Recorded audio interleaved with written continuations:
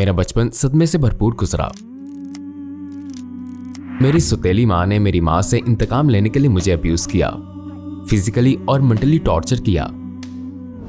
मुझे एक phone call करनी थी तो हम इस छोटे से कस्बे में एक पब्लिक फोन बूथ पर गए जो कि बिल्कुल वीराने में था। वहां एक नौजवान आदमी फोन पर बात कर रहा था। मैंने उसे फोन छोड़ने का कहा कि बस करो, फोन मुझे चाहिए, लेकिन उसने साफ इनकार कर दिया और साथ ही मुझे कुछ ऐसा कहा कि जिसे सुनकर मैं भड़क उठा और मैंने उसे पीटना शुरू कर दिया और बहुत बुरी तरह से पीटा। इसलिए मुझे गिरफ्तार कर लिया गया। मुझे 7 साल कैद की सजा सुनाई गई। तो उसी दौरान जब मैं ट्रायल का इंतजार कर रहा था, मैंने इस्लाम कबूल कर लिया।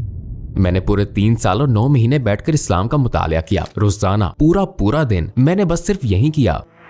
और इस तरह मैं साउथ कैरोलिना के डिपार्टमेंट ऑफ करेक्शंस का पहला सफेद फाम इमाम भी बना। लेकिन इससे मेरी जान को खतरा भी लाहक हुआ। कम्युनिटी में मेरे ताल्लुकात बहुत अच्छे थे, सिवाय एक शख्स के। उसने मेरे पीछे से आकर मुझ में छुरा घोंपा जो सीधा मेरी पसलियों में उतर गया, लेकिन मेरा दिल सिर्फ 3 मिलीमीटर के फासले से बच गया। अच्छा, एक सवाल है। जैसा कि आपने कहा कि आपने उस हमला आवर को माफ कर दिया है, तो क्या आपने अपनी सौतेली माँ को भी माफ कर दिया? जी हाँ, लेकिन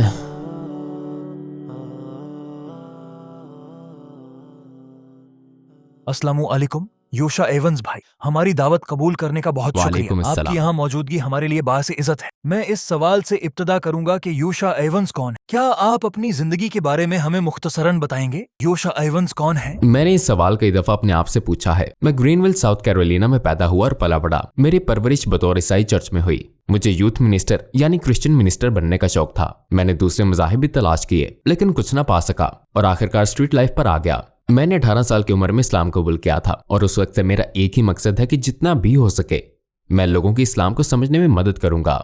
मैंने कोरोना के वक्त एक वीडियो गेमर्स लीग स्टार्ट की। ये एक मुस्लिम गेमर्स लीग थी। मैं अपने बच्चों के साथ भी वीडियो गेम्स खेलता हूँ और खुद भी तब से खेल रहा हूँ जब मैं एक बच्चा था। मुझे रेस कारें और मसल कारें बनाना पसंद है। तो योशा एवंस वो है जो एक हमागीर शख्सियत बनने की कोशिश में है, इस हकीकत के साथ कि मैं भी दूसरों की तरह एक आम इंसान हूँ। अकीदे के हवाले से आपकी जिंदगी कैसी थी? आप किस पर ईमान रखते थे? मैं बतौर मेथोडिस्ट ईसाई पला बड़ा हूँ। ये ईसाईयत का बहुत फॉर्मल वर्जन है। ऐसा नहीं कि आप लोग जो सोचते हैं, जैसे आप चर्च जाते हैं और वहां कुछ चीखने, चिल्लाने और कूदने वालों का एक ग्रोह होता है। ये किसी हद तक कैथोलिक वालों की तरह बहुत फॉर्मल है।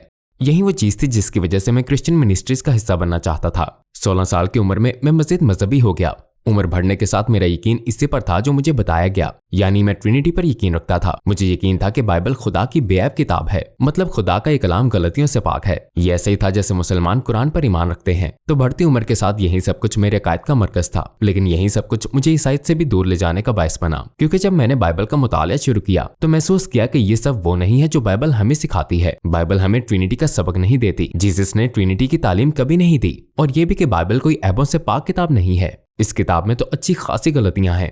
तो ईसाईयत को छोड़कर इस्लाम कबूल करने के दरमियानी अरसे में मेरा हाल ऐसा था कि मेरा दिल मजहब से उठ चुका था।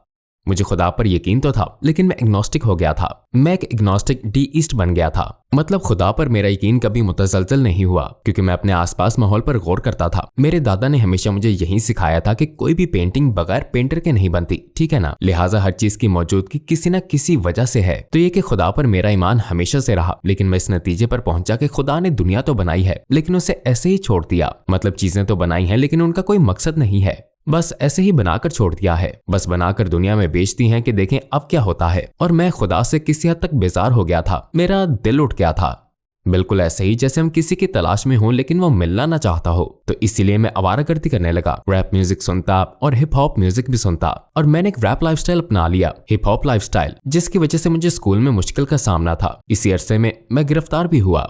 क्यों? ऐसा क्या हुआ था? बस बेवकूफी, अपनी बेवकूफी साबित करनी थी। असल में ये नौबत मेरे गुस्से की वजह से आई। गुस्सा हर वक्त मेरी नाक पर धरा रहता था, जिसकी वजह ये थी कि बचपन में मुझे बहुत अब्यूज किया गया। जब मैं छोटा सा था तो मेरे वालिदैन में तलाक हो गई। मेरी माँ मुझे 3 माह की उम्र में छोड़कर चली गई। अगले 6 सालों तक वो मेरी जिंदगी से बिल्कुल गायब हो गई। मैंने उन्हें दोबारा नहीं देखा जब तक मैं 6 साल का न हो गया। तो ये कि मेरी परवरिश मेरे वालिद ने की, जिन्होंने फिर दूसरी शादी कर ली और उस औरत से की जो हाई स्कूल से मेरी माँ की सख्त दुश्मन थी। मतलब मेरी सौतेली माँ जो कि बहरी थी और मेरी माँ, ये दोनों एक ही हाई स्कूल जाते थे। तो मेरी माँ मेरी सौतेली माँ के बहरेपन का बहुत मजाक उड़ाती थी। तो बस मेरी माँ से इसी बात का इंतकाम लेने के लिए मेरी सौतेली माँ मुझे अब्यूज करती थी, फिजिकली भी, मेंटली भी, सिर्फ टॉर्चर करने के लिए। तो मेरा दिल गुस्से से भरा हुआ था। मतलब मुझे गुस्से के अलावा किसी भी किस्म के जज्बों का एहसास नहीं था, लिहाजा मैं बहुत गुस्सीला था। और फिर मैं कराटे का भी माहिर था, मैं ब्लैक बेल्ट था। उस वक्त मुझे मार्शल आर्ट में ब्लैक बेल्ट मिली थी। तो एक रात जब हम साउथ कैरोलिना के एक छोटे से कस्बे पिकेंस में थे और मैं नशे में था, तो हम इस छोटे से कस्बे में एक पब्लिक फोन बूथ पर गए जो कि बिल्कुल वीराने में था। वहाँ फोन पर एक नौजवान बात कर रहा था। मैंने उससे फोन देने का कहा कि बस करो, फोन मुझे चाहिए, तुमने जिसे भी फोन करना है बाद में कर लेना, अभी फोन मुझे चाहिए। उसने साफ इनकार किया और साथ ही कुछ ऐसे अल्फाज कहे जिससे मैं भड़क उठा। तो मैंने उसे पीटना शुरू कर दिया और बहुत बुरी तरह से पीटा। टुवर्ड्स इटर्निटी में हमें आपकी सपोर्ट की ज़रूरत है। हम एक फलाही तंजीम हैं जिसका अज़्म इस्लाम के पैगाम को 10 ज़बानों में दुनिया भर में फैलाना है। अपनी सपोर्ट से आप लोगों को इस्लाम में दाखिल होने, हराम काम छोड़ने, नमाज शुरू करने जैसे आमाल में मदद दे सकते हैं और इन तमाम नेक आमाल के बदले अजर अजीम पा सकते हैं इंशाअल्लाह। टुवर्ड्स इटर्निटी को अतिया दें और इस सुनहरे मौका को ज़ाया ना होने दें। तो मैंने उसे पीटना शुरू कर दिया और बहुत बुरी तरह से पीटा, क्योंकि जब गुस्सा एक दफा आप पर हावी हो जाए, वो गुस्सा जिसे आप काफी अरसे से अपने अंदर पाल रहे हैं, तो फिर ये एकदम उबलकर इंसान को बेकाबू कर देता है। लिहाजा मैंने उस नौजवान को इतना मारा कि वो हॉस्पिटल पहुंच गया और इसी वजह से मैं गिरफ्तार हुआ। आप जेल से बाहर कैसे निकले? ये मैंने नहीं किया। तो फिर क्या हुआ? आप वहां से कैसे निकले? मैं जेल से जमानत पर बाहर आया। वो एक ऐसा छोटा कस्बा था कि वहां सिर्फ 2 जजेस थे और वो नौजवान भी उनमें से एक का बेटा था, इसलिए उन्होंने मुझ पर अक़दाम कत्ल का चार्ज लगा दिया। ये एक सीरियस चार्ज था।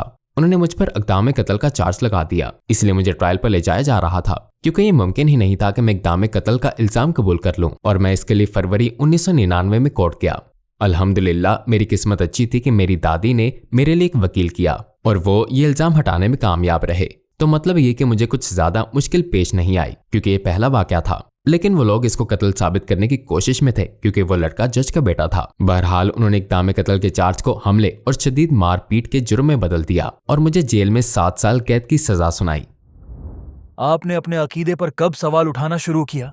1996 के मौसम गर्मा में। 1996 के मौसम गर्मा में मैंने बाइबल का बारीक बीने से मुताला शुरू किया। इसके साथ ही मैं साइंस भी पढ़ रहा था, क्योंकि मैं बॉब जोन्स यूनिवर्सिटी जाने की तैयारी कर रहा था, जो कि मेरे होम टाउन यानी ग्रीनविल साउथ कैरोलिना का एक मशहूर बिब्लिकल कॉलेज था। ये पूरी दुनिया में मशहूर है। मेरे मुताले का फोकस मतन पर तनकीद था, जिसमें आप पुराने डॉक्यूमेंट्स जैसे बाइबल वगैरह का मुताला करते हैं। तो बाइबल के गहरे मुताले से मुझे पता चला कि ये वो किताब नहीं है, हत्ता कि आलिमाना नुक्ते नजर से भी ये एक परफेक्ट किताब नहीं है। ये एक ऐसी किताब है जिसे कुछ आदमियों और औरतों ने लिखकर यहाँ तक पहुंचाया है, और जैसे जैसे यहाँ तक पहुंची इसमें और भी बहुत कुछ बदला। तो मैं जिस नतीजे पर पहुंचा वो ये था कि ये बाइबल खुदा की किताब नहीं है, क्योंकि ये एक परफेक्ट किताब नहीं है। और यही बात मैंने उस वक्त बॉब जोन्स यूनिवर्सिटी के एक प्रोफेसर से कही। मेरी उनसे गुफ्तगू हुई तो मैंने उनसे सवाल किया। ये सवाल बहुत लॉजिकल था। मैंने पूछा, क्या खुदा परफेक्ट है? उसने कहा, बिल्कुल। मैंने कहा, ठीक, अगर खुदा परफेक्ट है तो ये जाहिर सी बात है कि खुदा की तरफ से आने वाली हर चीज भी अपनी नेचर में परफेक्ट होनी चाहिए, है ना? उसने कहा, बिल्कुल होनी चाहिए। तो मैंने कहा, क्या बाइबल परफेक्ट है? उसने कहा, नहीं। अगर खुदा परफेक्ट है और उसकी कोई किताब है तो वो किताब भी लाजमन परफेक्ट होनी चाहिए। अगर किताब परफेक्ट नहीं है तो फिर ये खुदा का कलाम नहीं है। हो सकता है इसके कुछ हिस्से खुदा की तरफ से हों, लेकिन इसके बेशतर हिस्से इंसानों के लिखे हुए हैं। अगर आप इस फर्क को नहीं समझ सकते तो आपको ये नहीं कहना चाहिए कि ये किताब आपके ईमान की बुनियाद है और यही ठीक लगता है। तो मेरी प्रॉब्लम भी यही थी और इस्लाम की तरफ मेरा सफर ईसाईयत को छोड़ने के बाद शुरू हुआ और इसी प्रॉब्लम ने एक कैटलिस्ट का किरदार अदा किया, वरना ये कभी ना होता। इसके अलावा दूसरे मज़ाहिब के मुताले से भी मदद मिली, लेकिन मुझे सबूत चाहिए था। उस वक्त मैं अपनी जिंदगी के ऐसे मोड़ पर था कि जहां मैं इन भूल भुलैयों में थक चुका था। ठीक है ना? मेरा यकीन था कि अगर खुदा का कोई मजहब है तो उसका कोई सबूत भी होगा, एक ठोस, मादी और वाज़ेह सबूत होगा, क्योंकि मेरे दादा ने मुझे यही सिखाया था। उस वक्त तक तो उनका इंतकाल हो चुका था, लेकिन मुझे उनकी ये बात याद है कि अगर कोई तुमसे ये कहे कि वो सच्चा है तो उससे सबूत मांगो, क्योंकि सच्चाई हमेशा सबूत के साथ होती है। तो मेरा भी इन तमाम मज़ाहिब से, मसलन यहूदियत, हिंदुइज्म, बुद्ध मत, ताओइज्म वगैरह से यही एक सवाल था और मैंने इन सब के इन्फॉर्मेशन में इसी लेवल का तजाद पाया। मेरे लिए खुदा का होना काफी नहीं था, बल्कि मुझे बहुत ही लॉजिकल और सीधे साधे तरीके से उस मौजूदगी का सबूत चाहिए था। न सिर्फ उसका सबूत होना चाहिए बल्कि ये सबूत परफेक्ट भी होने चाहिए। इस मामले में मैं परफेक्शन से हटकर कुछ भी कबूल करने को तैयार नहीं था। फिर आप एक दोस्त के जरिए इस्लाम से मुतारफ हुए? जी, मैं इस्लाम से जिस शख्स के जरिए मुतारिफ हुआ वो मेरा दोस्त तो नहीं, लेकिन एक जानने वाला था और इत्तेफाक से वो मुसलमान था। मुझे इस बात का उस वक्त तक पता नहीं था। वो तो एक दिन उसके घर पर मजहब के कॉन्सेप्ट पर बात हुई तो उसने बताया कि वो मुसलमान है। मैं ये सुनकर शॉक्ड हुआ, क्योंकि वो एक अफ्रीकी अमेरिकन भी था और मुझे लगता था कि मुसलमान सिर्फ अरब लोग होते हैं। लेकिन उसने मुझे जुम्मे की नमाज पर बुलाया तो मैं दिसंबर 1998 में अपने होम टाउन की मस्जिद में गया मैंने वहाँ खुतबा सुना। वो बहुत खूबसूरत खुतबा था, बहुत बेहतरीन। मैं झूठ नहीं बोल रहा, ये अल्लाह ताला की मगफरत के बारे में था, लेकिन मुझे कायल करने के लिए काफी नहीं था, क्योंकि मैं इस तरह पहले भी बहुत से खूबसूरत क्रिश्चियंस खुतबे सुन चुका था। लिहाजा मैंने नमाज के बाद इमाम से पूछा, क्या आपके मजहब की सच्चाई का कोई सबूत है? उन्होंने कहा, हाँ है। फिर वो मुझे ऑफिस ले गए और मुझे कुरान मजीद की कॉपी दी। मैंने कहा, ये क्या है? उन्होंने कहा कि ये खुदा का कलाम है। मैंने कहा कि हाँ, मैंने पहले भी इसके बारे में काफी सुना है। मैंने कहा, चलें ठीक है, मैं खुद मालूम कर लूंगा, मैं इसे घर ले जाकर पढ़ूंगा, फिर देखते हैं क्या होता है। लिहाजा मैंने कुरान का मुताला शुरू किया। मैंने पहली सूरत खोली, सूरह फातिहा तो मुझे काफी हद तक रब से की गई दुआ की तरह लगी, लेकिन दूसरी सूरत की दूसरी आयत ने मुझे चौंका दिया और कुरान पढ़ने पर मजबूर किया, जिसमें कहा गया कि वो बुलंद रुतबा किताब जिसमें किसी शक की गुंजाइश नहीं। अब मैं इस आयत को गलत साबित करना चाहता था, क्योंकि मुझे मुसलमानों के मजहब की सच्चाई का यकीन नहीं था। फिर मुझे सूरह बकरा में एक और चैलेंज नजर आया, और अगर तुम्हें इस किताब के बारे में कोई शक है तो तुम इस जैसी एक सूरत बना लाओ। आप मेरा मतलब समझ गए ना? या अगर ये किताब खुदा के सिवा किसी और की होती तो तुम इसमें तजाद पाते। तो इस किताब की इब्तदा में ही इस किस्म के चैलेंजेस थे। मैं आपको बताऊं, इस पूरी धरती पर इस जैसी कोई मजहबी किताब मौजूद नहीं है। ऐसी किताब जो शुरू में ही अपने रीडर को चैलेंज कर देती है कि इसमें कोई तजाद, कोई गलती मौजूद नहीं है। कोशिश करो, प्लीज इसे साबित करो। और मैंने इस चैलेंज को सीरियसली लिया और मैंने पूरा वीकेंड कुरान मजीद को गौर से पढ़ने में गुजारा, जुम्मे की शाम से लेकर इतवार की शाम तक। और जब इतवार को मैंने इसे खत्म किया तो मैं मुसलमान हो चुका था। सिर्फ इस पहले मुताले में ये सब हुआ। हत्ता कि कुरान के स्कॉलर्स भी इस सब का अहाता नहीं कर सकते थे। और मैं अंग्रेजी कुरान पढ़ रहा था, लेकिन इस किताब में कुछ ऐसा था कि मेरे अंदर से आवाज आई कि यही वो चीज है, क्योंकि इसमें तमाम पैगंबरों का जिक्र है, लेकिन इसमें पैगंबरों के बारे में बाइबल वाली फजूल बातें नहीं है, क्योंकि बाइबल में पैगंबरों के बारे में बहुत सी क्रेजी स्टोरीज मौजूद हैं। ये बताती है कि खुदा एक है। ये जीसस और उनके पैगाम के बारे में बताती है कि उन्होंने क्या तालीमात दी, और ये वही सब है जो मुझे बाइबल में भी मिला, और बहुत सादा भी है। इसमें बहुत कुछ ऐसा है जो मैं जानता भी नहीं था कि किस बारे में बात हो रही है, लेकिन वो जो कुछ भी था बहुत वाज़ेह था। अल्लाह एक है और वही इबादत के लायक है। और मैंने बाइबल से भी यही सीखा था। मैं लोगों को भी यही बताने की कोशिश करता रहा जब मैं इस आयत का मुताला कर रहा था कि देखो, पुरानी किताबों में खुदा कहता है कि वो एक है, और यहाँ कुरान में भी वही बात सिखाता है। और जब मैं आखिर में पहुंचा तो कहो कि वो अल्लाह एक है, तो ये वो किताब है, ये वही कुछ है जिसकी मैं तवक्को कर रहा था। लिहाजा मैं पीर को वापस वहां गया और मुसलमान हो गया। और फिर जुम्मे को दिसंबर 1998 में मैंने सबके सामने कलमा शहादत पढ़ा। जब आपने कलमा पढ़ा तो आपको कैसा महसूस हुआ? सच्ची बात तो ये है कि ये एहसास लफ्जों में बयान नहीं किया जा सकता। मतलब आपको अल्फाज ही नहीं मिलते। ये ऐसा है जैसे आप अपने पहले बच्चे की पैदाइश की खुशी को बयान करने से कासिर हों। मतलब आपको अल्फाज ही नहीं मिलते कि कैसे अपने जज्बे की तर्जुमानी करें। मुझे लग रहा था कि जैसे मैंने अपनी मंजिल पा ली। आप समझ गए होंगे। मैंने दिल की गहराइयों से महसूस किया कि मेरी रूह में इतने अरसे से जो खला था वो पुर हो गया है, क्योंकि इससे पहले मैं ये खला मुख्तलिफ चीजों से भरने की कोशिश कर रहा था। इसमें कुछ अरसा ईसाइत रही, फिर बाद में आवारागर्दी और हल्ला गुल्ला वगैरह करना जैसी चीजें थी। और मैं लोगों से भी यही कहता हूँ कि इस खला को पुर करने की कोशिश करें, क्योंकि इस्लाम के बगैर हर शख्स की रूह में एक खला मौजूद रहता है। ये हमारी फितरत है। और मैं लोगों से ये भी कहता हूँ कि अगर वो अपनी रूह की खला को इस्लाम के अलावा किसी और चीज से भरने की कोशिश करेंगे तो ये ऐसा ही है जैसे आप समंदर पर जाकर उसको रेत से भरने की कोशिश करें। कितना ही कर लें, इससे कोई फर्क नहीं पड़ता। आप इसको कभी नहीं भर सकते। ये खला सिर्फ अपनी असल फितरत की तरफ वापस आने से ही भर सकता है। और हमारी फितरत सिर्फ एक खुदा की बंदगी है। मैंने भी जैसे मंजिल पा ली, मुझे सुकून मिल गया। वो सारा गुस्सा, सारा पागलपन जो मेरे जहन पर छाया हुआ था, सब जायल हो गया, जैसे ये खला बंद हो गया हो। आपके इर्द गिर्द लोगों का क्या रद्द अमल था? मैंने अक्सर लोगों को तो बताया ही नहीं। उस वक्त मेरे जो दोस्त थे उनसे तो मैं पहले ही दूर हो गया था, क्योंकि उन्होंने मेरी कोई मदद नहीं की थी। जिस रात मैंने उस नौजवान को मारा था तो वो भी मेरे साथ थे। उन्होंने मुझे पकड़वाया। जब पुलिस उनके पास आई तो उन्होंने फौरन मेरा बताया, तो मैंने अपने दोस्तों से उसी वक्त कत्ता ताल्लुक कर लिया था। और मेरी दादी और वालिद थे तो मैंने उनको भी फौरन इत्तला नहीं दी कि मैं मुसलमान हो गया हूँ।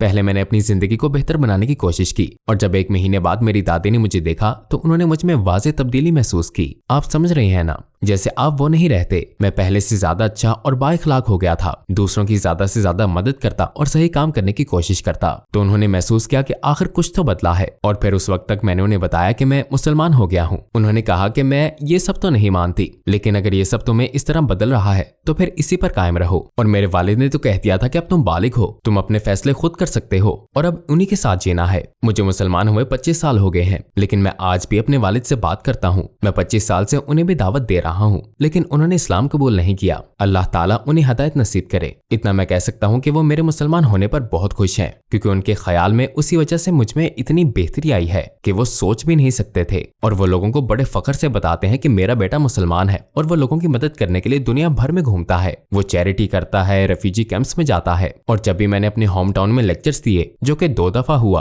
तो मेरे वालिद पहली कतार में बैठे। वो हमेशा आकर पहली कतार में बैठ जाते। इसलिए मैं दूसरे नौ मुस्लिमों से भी यही कहता हूँ कि लोगों में हर जगह मुंह से ऐलान करना जरूरी नहीं है कि आप मुसलमान हो गए हैं, बल्कि अपने अमल से दिखाएं कि आप मुसलमान हो गए हैं। तो बस यही फर्क है।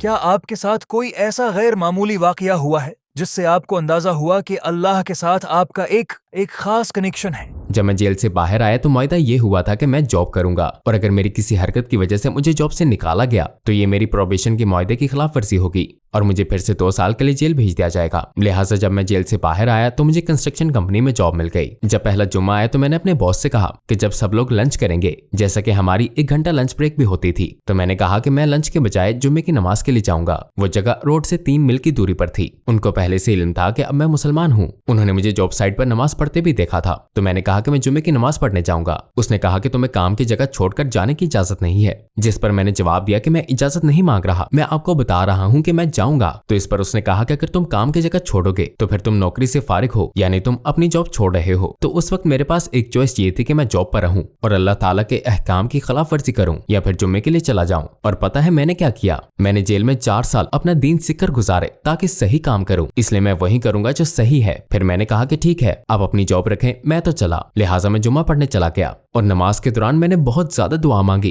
कि या अल्लाह, मैं यहाँ तेरी इताअत के लिए आया हूँ, बस अब तू ही मुझे इस मुश्किल से निकालेगा। नमाज़ी जुम्मा के बाद एक नौजवान आदमी मेरे पास आया और कहने लगा कि भाई क्या तुम जॉब करते हो? मैंने कहा कि हाँ, आज के दिन तक तो करता था, लेकिन आज मुझे यहाँ आने के लिए जॉब साइट छोड़ना पड़ी, इसलिए मुझे नौकरी से निकाल दिया गया। तो उसने कहा कि मेरे वालिद जो कि इमाम है, उन्होंने मुझे आपसे ये पूछने के लिए भेजा है कि क्या आप उनकी पिज्जा शॉप पर काम करेंगे? मैंने फौरन जवाब दिया, क्यों नहीं, मुझे तो जॉब चाहिए। तो उसने मुझे जॉब दे दी और वो उसी दिन से शुरू हो गई, जिसमें मैं कंस्ट्रक्शन साइट से दुगना कमाने लगा। तो मेरे एक जॉब छोड़ने से दूसरे जॉब के मिलने का दरमियानी वक्फा सिर्फ 2 घंटों का था। जब आप सिर्फ अल्लाह ताला के लिए पूरे खलूस से कुछ करते हैं तो वो भी आपके लिए रास्ता निकाल देता है। मतलब ये कि सही रास्ता चुनना बाज औकात खौफनाक होता है, लेकिन वो रात मेरी जिंदगी की बेहतरीन रात रही, जहां तक मुझे याद है। आपको रसूल सल्लल्लाहु अलैहि वसल्लम के बारे में किस चीज ने सबसे ज्यादा मुतासिर किया? आप सल्लल्लाहु अलैहि वसल्लम की हमारे लिए मोहब्बत ने, अपनी उम्मत के लिए। ये तो बयान भी नहीं किया जा सकता कि आप सल्लल्लाहु अलैहि वसल्लम अपनी उम्मत से किस हद तक मोहब्बत रखते हैं। बस एक मिसाल है कि हर पैगंबर को एक दुआ करने का मौका मिला जिसमें वो अपनी मर्जी से कुछ भी मांग सकते थे और वो उन्हें अता कर दी जाएगी, कुछ भी। तो आप सल्लल्लाहु अलैहि वसल्लम को काफी दफे इस दुआ की जरूरत पेश आई। जैसे आप सल्लल्लाहु अलैहि वसल्लम के चचा अबू तालिब बगैर इस्लाम के वफात पा गए। इसी तरह गज़वाए बदर, गज़वाए ओहद, गज़वाए खंदक से पहले जब आप मदीने में थे तो काफी सारे मौके थे जहां आप सल्लल्लाहु अलैहि वसल्लम इस दुआ का इस्तेमाल कर सकते थे, लेकिन आप सल्लल्लाहु अलैहि वसल्लम ने नहीं किया और इस मौके को महफूज रखा। और किसके लिए महफूज रखा? हमारे लिए। जी हाँ, आप सल्लल्लाहु अलैहि वसल्लम ने हमारे लिए दुआ महफूज रखी है। क़यामत के रोज जब अल्लाह ताला आप सल्लल्लाहु अलैहि वसल्लम से आगे बढ़ने का कहेंगे और जब आप सजदा करेंगे, हम सब इस मशहूर रवायत से वाकिफ हैं और कौन जाने आप सल्लल्लाहु अलैहि वसल्लम का सजदा कितनी मुद्दत तक रहेगा।